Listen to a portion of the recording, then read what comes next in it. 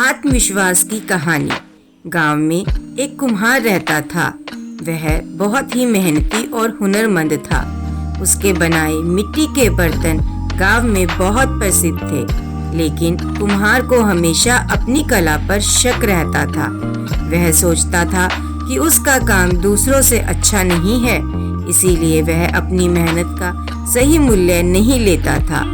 एक दिन गांव में एक बड़े मेले का आयोजन हुआ। वहाँ कई गांवों के लोग अपने अपने सामान बेचने आए थे।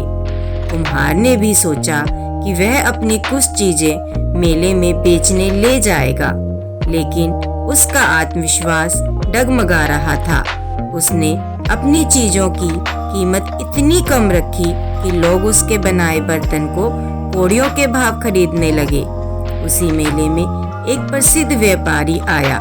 उसने कुम्हार के बर्तन देखे और उनकी सुंदरता और गुणवत्ता से इतना प्रभावित हुआ कि उसने कुम्हार से पूछा, ये बर्तन कितने में बेच रहे हो?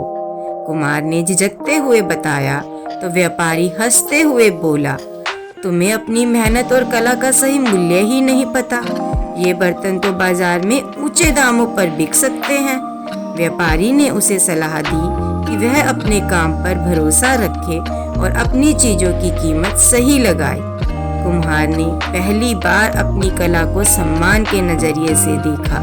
उसने आत्मविश्वास से अपने बर्तनों की कीमत बढ़ाई और उन्हें बेचा। कुछ ही समय में कुम्हार के बर्तन दूर दूर तक प्रसिद्ध हो गए। वह अब न केवल अपनी मेहनत का सही मूल्य पाता था, बल्कि आत्मविश्वास से भरा जीवन जीने लगा था।